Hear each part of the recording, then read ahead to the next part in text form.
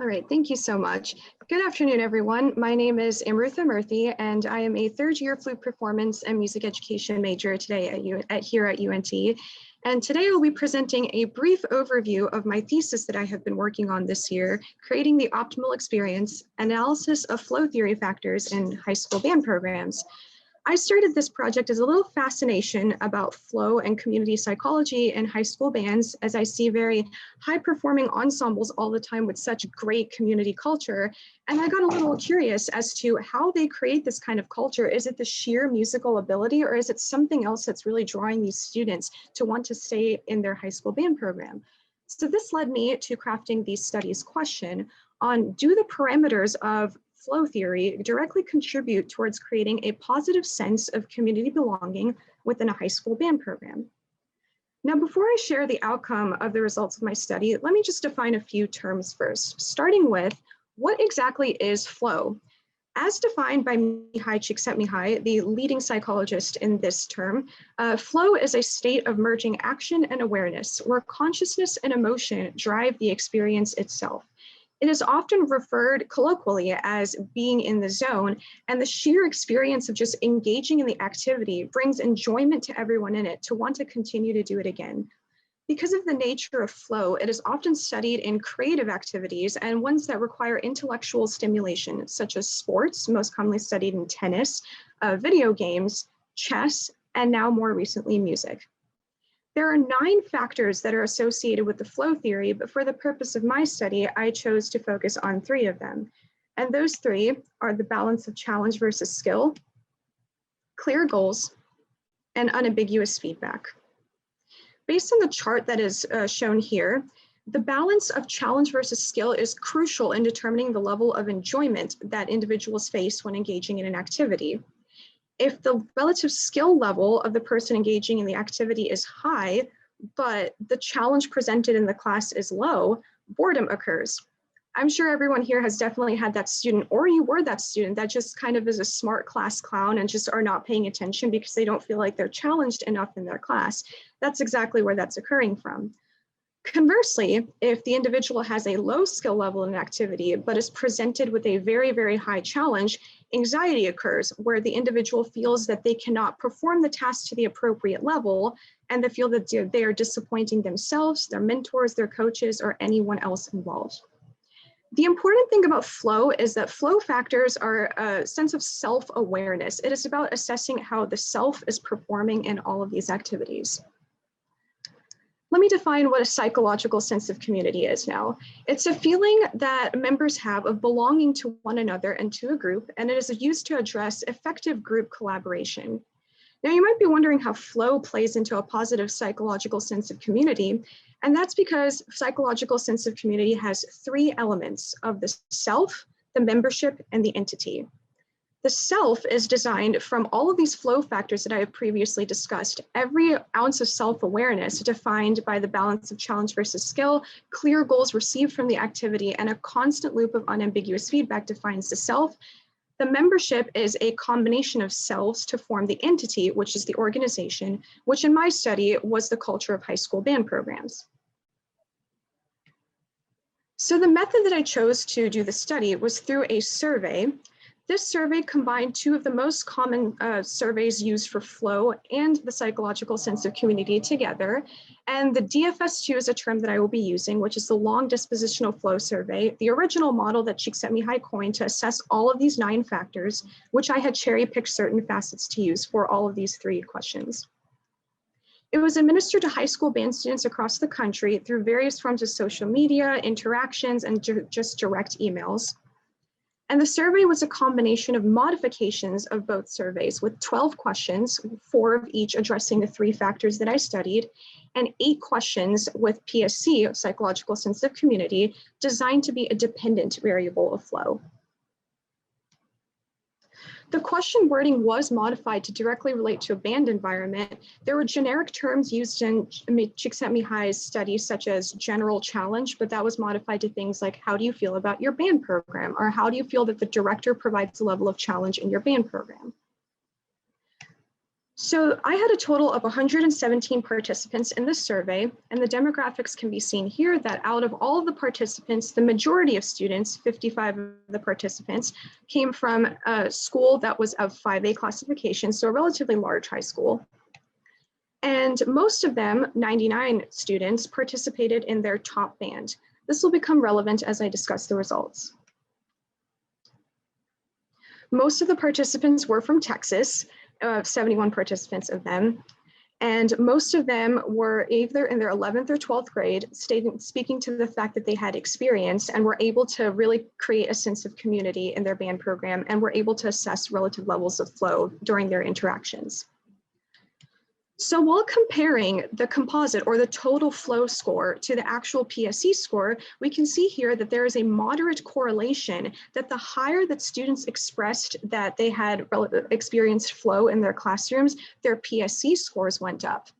Now, isolating each of the factors, moderate correlations also exist with this, as we can see here. The higher the balance of challenge versus skill is, students also felt that they had a greater sense of community belonging. The same thing can be seen with clear goals, and this correlation was actually higher, that when students felt that they had something clear to work towards in every single band rehearsal, they were able to contribute to the greater community of their band program more through their individual practices. This factor was just a little bit lower, but still moderately correlative of the fact that a constant feedback loop is essential in creating a sense of community for high school band members. So through the analysis of results, it was determined that the psychological sense of community does positively correlate with the results from the flow survey. The higher average score related to higher PSC scores on flow and psychological sense of community. The provision of clear goals and a good balance of challenge versus skill really displayed greater correlations with the psychological sense of community belonging. And this really provides further avenues for future research to determine how to necessarily provide clear goals for students so every student feels engaged during band rehearsals. The sense of self-awareness was stronger with these two factors, allowing students to consider how their own self-ability fits into the membership and entity of the band program as a whole. Continuing on, I had also noticed that singular flow factors do not directly influence the psychological sense of community as much as they all work in conjunction together. The rate of correlation between all the factors working together in the composite flow score was definitely higher, showing that none of these factors can really be isolated to prove that one is better than the other to create engaging rehearsals. 103 students performed with their top bands, indicating higher flow scores that correlated with higher PSC scores.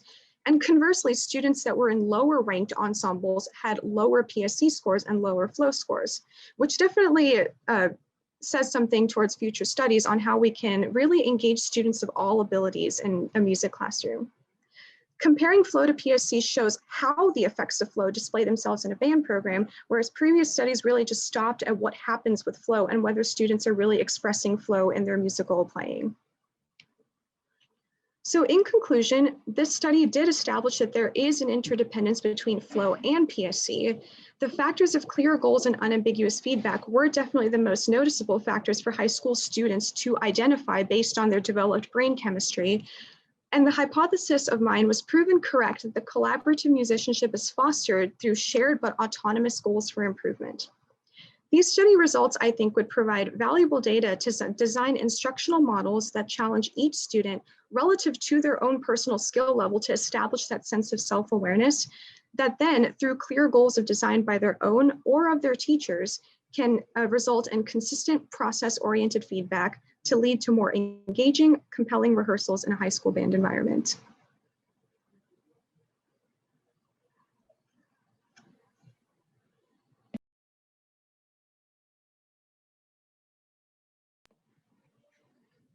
Myself. All right, so that was a fine presentation. I learned quite a bit, and I do have one question. And so many things went through my mind. I thought back, even though I'm a professor of English, I thought back to my undergraduate courses in psychology, and I was thinking about how the feedback relates to Skinnerian influence, how the internal rhythm and sense could go by way of either Carl Rogers or Piaget. So lots of things were spinning around in my brain. But the question I have is this. You emphasize I think very appropriately, the relationship between flow, and I was grateful for the definition, by the way. You emphasize the relation between flow and community.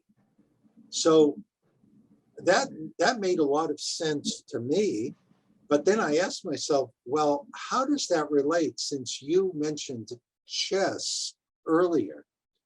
And since this is very subjective, but I think of chess as a highly individual game where, if anything, in a less skilled person, the stimulus response is going to be negative. The social reinforcement is going to be, oh my God, I've just lost my bishop.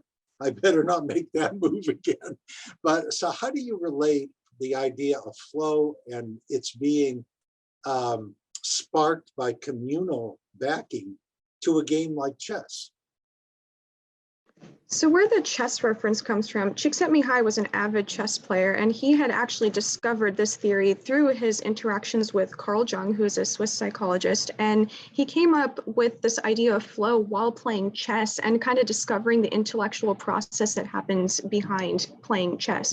It evolved to individual activities, actually, and the flow theory still remains true to individual ability. But the relation to a psychological sense of community was not trying to imply that flow can be attained as a group flow level. There's actually another theory for that called the group cohesion theory, which isn't necessarily a psychological sense of community, but flow is an individual component that, once mastered, can contribute to the membership and an entity of an organization, which is what makes a psychological sense of community different, since it's on a tiered level. Oh, what a splendid response. Thank you very much. Do we have at this time any other observation or question? So it looks like we have one question from the chat, and I can read that. It's from Yeonsuk. How do you think you could address income level, social status, and other factors can affect the level of study offered and experience that people have in regards to flow? Hi, Yeonsuk. Well, I think that this is really an important factor to address, and I understand that my study was entirely revolving around teacher-driven and teacher-centered focus on how teacher instruction affects student flow. I think the concept of flow is one that really does not involve as many boundaries as we think it does, that anyone can really experience flow once we understand what flow actually is, and that does not have to be teacher-driven. A personal example, I didn't understand what the term flow was, but I definitely, now understanding it, had those experiences when I was performing as a child or just playing sports as a child. And I'm sure everyone has had similar experiences, but this can take a step further, seeing that even if students are in a lower income area or they don't have as many resources available, what kind of instructional strategies can be used to provide compelling motivation for students to want to continue performing musically in their programs? Great, and we have time for the last question posed in chat by Lauren Cross. And Valerie, would you read that, please? Absolutely. I was in band in high school, so your presentation is interesting to me. How might different forms of cultural expression relate to musical genres and to the experience of flow? So referring again to the chart that I had showed on the balance of challenge versus skill, I don't think that there's going to be any boundary, whether it be Western classical music or whether it be Eastern music, cultural music, that any level of challenge that is presented in an activity that yields greater enjoyment is one that's going to produce flow. So even if it's like other culture music or something that's completely new that a student or we have never seen before, if we have that basis or a musical understanding of how to perform certain performance practices, any level of challenge that matches that skill can induce flow, and that doesn't have any boundaries according to what genre of music it would be. Great. Well, thanks for those responses, and thank you all for those great questions. So we will now move on to Yeonsuk. Is it Jung? Oh. It's Jung. Jung. Okay, Yep. thank you. And you're on for 10 minutes. So, my paper really explores the core narrative versus the interpretive personal expressions that goes on in pansori. And I'll start by defining what pansori is, since probably not a lot of people here might be familiar with it. It's a tradition of music that started around the 18th century in Korea, as like half theater, half music concert type of venue, like where it was really for the common people. And I was interested to look into the meta language, which is what Chani Pak defines it as, like gestures and sounds that you learn and you require for that you can use it to express your ideas beyond within that context.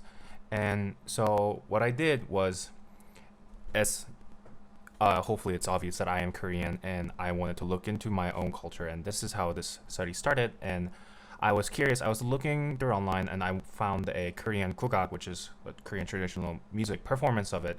And going down the internet rabbit hole, I've landed here. And this is something that I've known about. I've studied it in classes before, and when I was very young. But moving to America, it's something that's very similar, because even in Korea, it's not something that a lot of people just live with day-to-day basis, because it's very modern. The country's very modern, and a lot of people just listen to pop music and the other stuff. But to me, this is something that was uniquely Korean, and something that I wanted to be familiar with. So as an artist, as a composer, I really wanted to learn about this music and learn about its language that captivated me so much. And so what I decided to do is research a particular scene from a song, because each performance is about 4 hours long, and with the method that I employed here is would have been unlikely to finish in a course of a year. And so this is from Xinjiang, and the basic storyline of Xinjiang goes like this. So, and long time ago, once upon a time, there was a Shimbongsa, and his wife had a kid. Her name was Xinjiang, and she, not too after she was born, her father goes blind, her mother's dead, and Shimbongsa is going around asking for,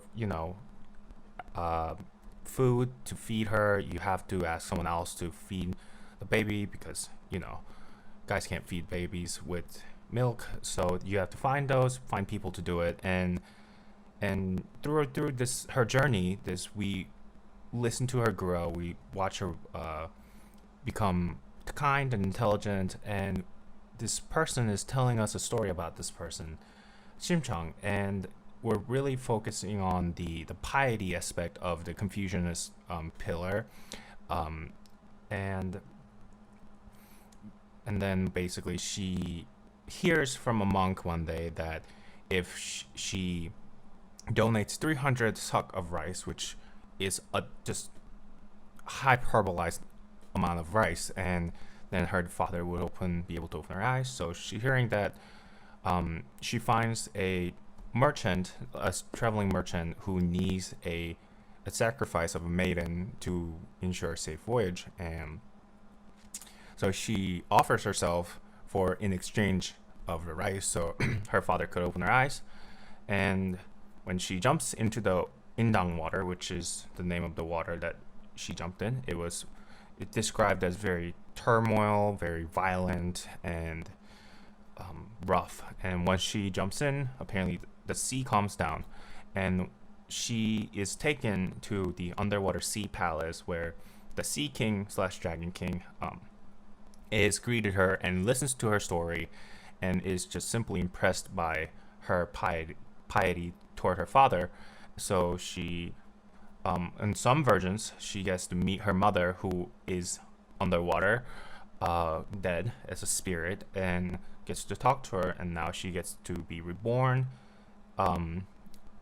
It's like fuzzy because it's a oral tradition, and there is influence from Confucianism and Buddhism combined coming in, and giving a different little versions of it. But in most standardized versions today, it's that she was reborn, but she wasn't reborn into a baby. She was just picked up in a lotus flower, sent to up. Some merchants found the lotus flower and brought it to the king, and she married the king, and she became the empress, and she had everything, but now she was still thinking about her forefather. So she decides to open a festival or a party for all the blind beggars out there to come and eat for free. And this scene is where she, after this long journey that she left her father to go home for his eyes, she finally meets him, and her father's eyes, Shinbongsa's eyes, were not open when she finally meets her, and when she was talking to him, when there's this singing and crying and wailing going on, it finally opens. He was finally able to open his eyes, and that's where the scene ends. And this scene is the particular scene that I have analyzed. So I have included a brief translation in my paper, so I won't bother going over it. But what I looked at was these vocal gestures and these minute lyric differences that were different in each performances. I have picked out 4 separate performances some more in traditional context, some more in media context, and I've analyze these lyrical differences and how each people uses a vocal gesture differently. There is a very common vocal gesture in Pansori where you have a very, very throaty wailing sound that glisses down, and everyone employs it around the same syllable, around the same area, but with slightly different positioning, slightly different wail length. Slightly, it might have a long tail, or it might have versus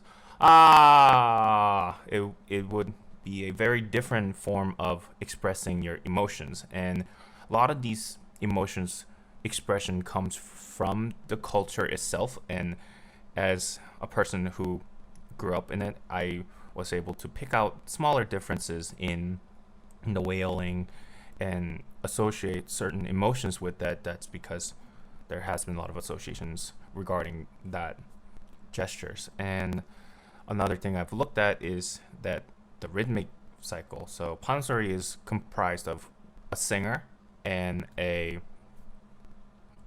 vocalist that tells a story. So, and I've looked at the rhythmic analysis of where does the drum stay, where does the drum leave out, how busy is the drum versus here, and I'm finding these common elements within the music, and I'm trying to figure out what the core element of this performance, the core narrative of this performance, versus the personal interpretation of the performance that can result in these oral tradition where it's only spoken and been taught. You don't learn by reading music, you learn by listening, you learn from performances. So I just wanted to do the same. I wanted to put myself in that tradition of, I'm going to learn from listening to these people. I am going to figure out what they're doing by listening to their performances. So yeah, that's basically a journey of learning about these different work that the singers have done. Very nice, very nice. So here's my question, and I'm going to change to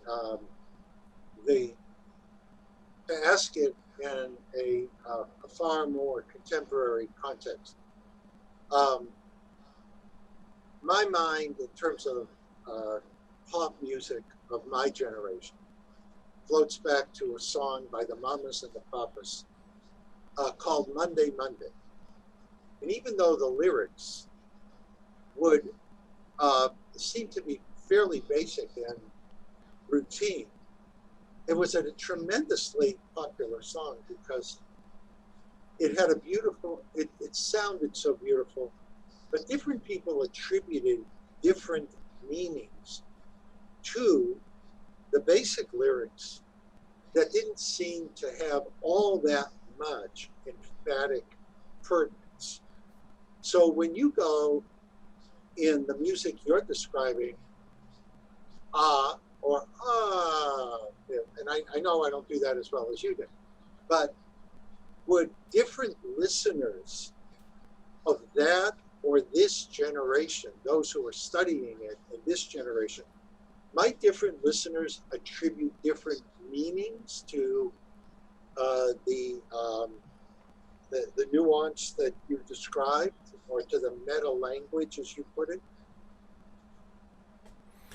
So that was part of the point of the study, is that as myself as a listener, I am attributing different things, but the way they train is a big part of the thingy, which is where you there isn't a lot of repertoire. There's 5 patang, which is main narrative that emphasize the 5 different Confucius value. So there isn't, it's not where pop song you have millions of different songs out there. There's only 5, and everyone is trying to interpret it their own way in different ways. So you hear this person do it one way, and you learn from the masters. It's a very like teacher apprentice relationship where you learn from them, you live with them, and you train in the mountains like 18 hours a day under the waterfalls. And if you're a performer of this art, you pay attention to every single details. You've learned everything that your teacher's done, but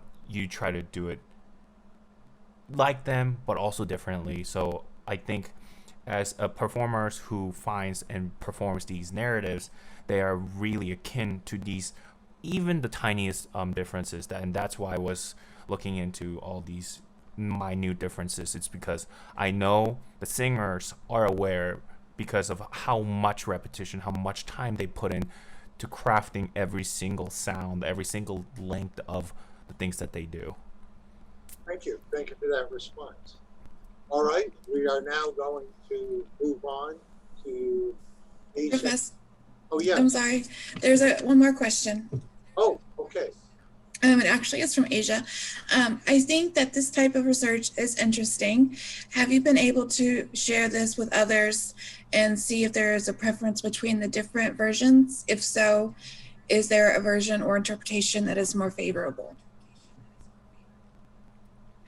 I was not personally be able to share with other people in here, and I don't think a lot of people living in America that hasn't, even Koreans who haven't listened to it a lot, would even be able to tell these minute differences. And it took me several intent listening, repeating that section hundreds of times for me to catch on. So, and by the comments, by discussing it online with people, experts, they definitely have like their favorite versions, and I think it is true, but I just don't know how useful would it be in my context. Is this being just sponsor in general is having to being about your journey as a musician or singer to learn about and express these stories in your own way. So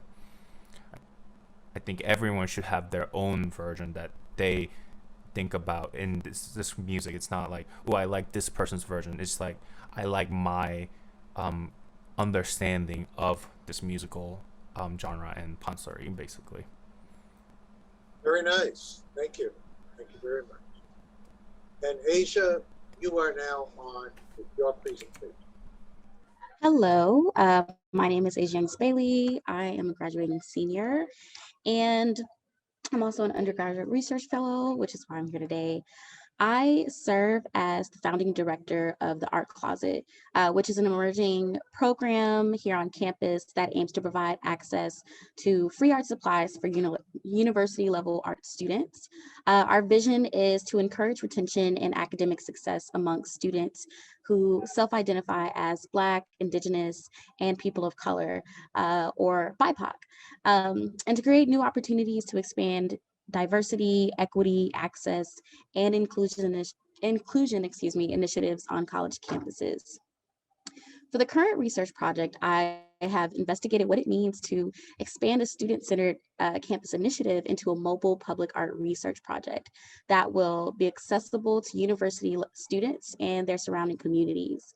The University of North Texas has been serving as my first case study to pilot this research, and and I plan to collaborate with other universities to expand this research. The mobile public project would use arts research to provide visual arts and design students with access to art and design materials while studying the ways in which these strategies support diversity, equity, access, and inclusion efforts within higher education and beyond. While conducting research, my findings answer the following questions. 1, what is a mobile art space? 2, what does a mobile art space on a college campus look like? 3, how to create a mobile art space on a college campus? And 4, what is the potential impact of a mobile art space on a college campus? So through this research, I identify barriers to academic success and improve retention of university level visual arts students through creative research and practice. I also plan to assess the practice of diversity, equity, access, and inclusion initiatives in higher education, specifically for the field of visual arts and design. So our sample data collecting methods included archival records, student surveys, program evaluations, and inventory records. So if my hypothesis, was that if university level visual arts students from Black, Indigenous, and people of color communities or BIPOC communities were given access to free art supplies, then their retention rates and levels of academic success would increase. So by eliminating the financial hardships of art supplies necessary to complete their courses, a program such as the Art Closet has the potential to provide students with the opportunity to continue to pursue their degree and build a better and stronger campus community and climate. This also presents the opportunity to strive to build community partnerships and strengthen community engagement, access to resources, and the promotion of art education. So here, these next slides are going to be talking a little bit about my review of literature. So in my review of literature, I mentioned in the paper socially engaged artists and their projects, including Project Row Houses with Rick Lowe in Houston, Texas, seen here. The Astor Gates Stony Island Art Bank in Chicago, Illinois. And the Repo, or Reusable Materials Depot at Alfred University in Alfred, New York. So as the review of literature suggests, the role of mobile and public art expands the reach of cultural institutions and community organizations. We also learn the ways in which identity, equity, and access play a role in social practice and community art. These practices are considered successful, engaging, and beneficial within the arts as models that meet the needs of the communities served. So after conducting the pilot study, the short survey helped to identify the identity of prospective students interested in the Art Closet services, as well as their knowledge of our resources. The study results were intended to be used to improve services for current and prospective students. Although a small percentage of students responded, approximately 8 students responded to the survey prior to February of 2021, the results of the questionnaire highlighted that 50% of the students are extremely likely to use the resources and the services. 50% of the participants identified as first generation studies, while only 12.5% identified as non-traditional, 37.5% identified as traditional students. And 50% of the participants being part of the BIPOC community. So again, that being Black, Indigenous, and people of color. And then also when asking students if they consider themselves financially secure, 87.5% of participants were not being confident that they're financially secure as students.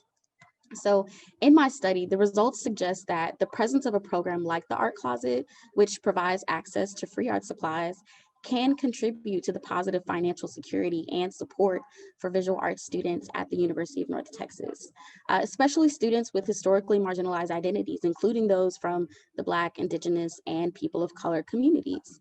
The implications of the study reflect the potential for spaces that provide art making supplies to serve diverse student needs within the visual arts and higher education more broadly. In conclusion, the research from the review of literature and the survey results assist my hypothesis that if university level visual arts students, especially BIPOC students, gain access to free art supplies for their mandatory courses, then it can be beneficial by possibly increasing retention rates and levels of academic success over time. This can also prove to be an opportunity to build a better and stronger campus community and climate. Beyond this initial study, I would like to continue this research by collecting more data that documents the ways that access, equity, and retention in the arts is made tangible through mobile spaces. I'm currently working on ways to collaborate with the university in order to provide ongoing student and funding support for the Art Closet program at UNT. In addition to these future goals, I am currently building a nonprofit organization that will help other higher education institutions implement the Art Closet program across the US. The nonprofit would continue to study the ways in which providing art making supplies could benefit BIPOC students and communities pursuing a higher education in the arts over time, and how dismantling systems may prove necessary when seeking long-standing results of improvement. Future iterations of the Art Closet would apply new research and work with different universities to develop resources that match their student needs. I will also keep in mind each campus community's differences in population identity, budgets, university status, course offerings, and locations. I believe that these factors all contribute to how each university's needs for related programs will differ in access and opportunity, but all circumstances have the potential to create a substantial amount of change over time. Very nice. Very nice indeed. Do we have any observations or questions? And do feel free to unmute yourself if you do, of Asia. Yeah, I actually have one. I was wondering if you know of any other universities that have something similar to this. I know you said that you were planning on creating a nonprofit, which I think is great. I was just wondering if you knew of any other universities, and or if you could think of a way to kind of grow this into kind of an art closet for middle and high school and elementary school teachers as well, who have to pay for their own art supplies for their classes, and sometimes, a lot of the times, cannot afford them. Yeah, thank you for that question. So when I first started this research, it was really difficult to find other universities who had something similar. But one day I came across Alfred University, and they're also a university that I talk about in my paper, where they have what they call a repo, which is basically this, and it's not something that was started by the university. It was actually started by a group of students who went there, a group of art students. And the whole idea of the repo is not necessarily for, hey, these are some supplies that we're giving you. These are supplies that we're paying for to give you. It's more like a, not a cohort, but it's more of when people are kind of done with different materials, whether they're art materials or other just random building materials or whatever that may be, they can donate them to the repo space, and then people can kind of come as they go and just use what they need. So that's kind of how their resource works. So it's something similar as to what's trying to be done, but of course their process is just a little bit different. But also, like your comment on art teachers, like looking at youth, I think that that's something that I'm always passionate about. So hopefully that is something that can be done, because there are so many ways to have a program like this translate in different areas, whether that be music, performance. There are so many ways that a program that provides access to supplies in order to even conduct people's passions or higher education or even their professional development, I think that this can be very beneficial. So I would love to look into that. That's great. Thank you. You preempted my question about how one might generalize what you're doing to other disciplines. So I won't belabor that because you very concisely anticipated that. Do we have, before we open it up to all of our panelists for questions from one another or from others in the audience, do we have any other questions directed particularly toward Asia? Yeah, there is one in the chat from Yeonsuk. How do you determine on a larger scale who is deserving of these supplies? So are you referring to looking at just the University of North Texas or looking at once this has expanded across the country? Yeah, I'm looking at it when in a larger, like in maybe global, hopefully, scale of people in need.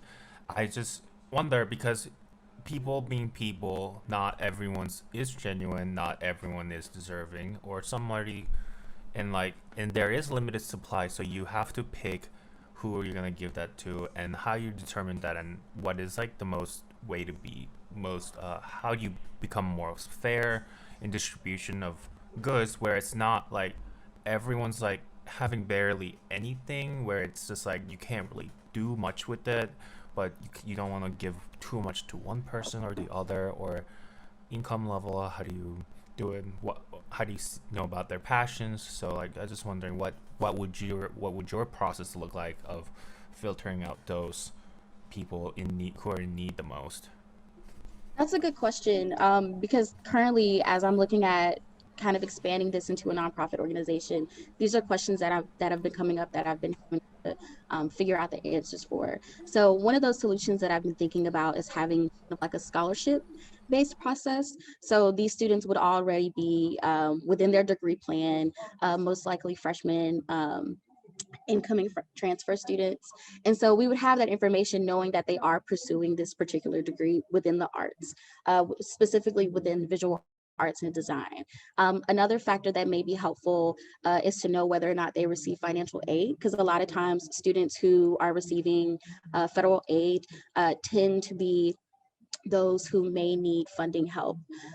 So that could be a really good factor. But then also having that scholarship opportunity, having an opportunity for people to really tell their story will give us a better idea on who we get to serve.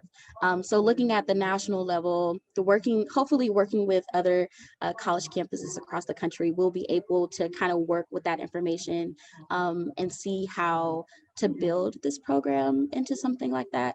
I hope that answers your question, but really looking at what stories they tell us, what information we know about their funding support, who funds them, how they've been supported, how they can be supported, and then making sure that they are visual arts students. That a way we can at least have that barrier there.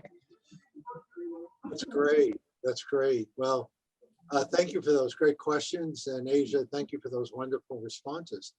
Thank So you. now what I'd like to do is to invite all present to ask any lingering questions of our panelists or to make any final observations.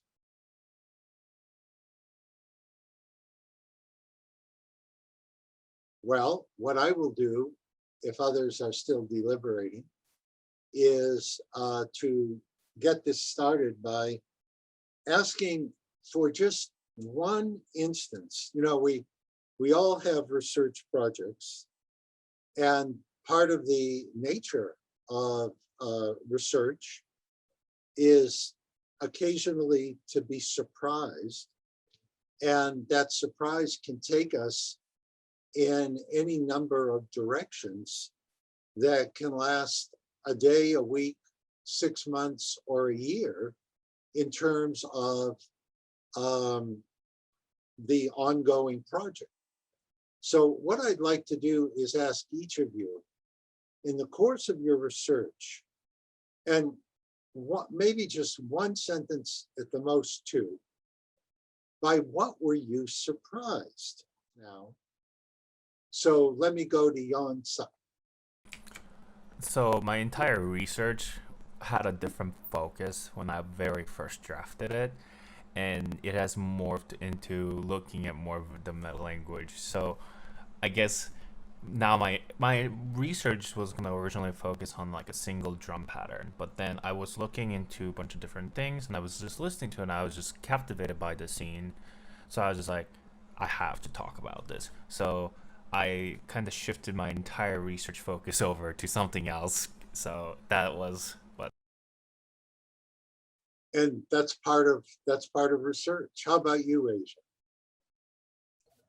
For me, it was the simple fact that there's not a lot of universities who have programs like this. It's knowing that there's not a lot of research on this in general.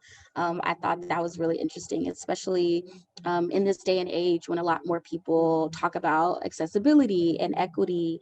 It was just really surprising to have to kind of like really search and then only find Alfred University as being that type of university to do something like that. But still, it's ran by their students, and it's not necessarily um, something paid for, if that makes sense.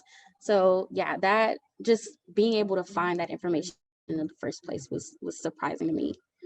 Very good, very good. Let me say that each of you has presented a very enlightening account of your research.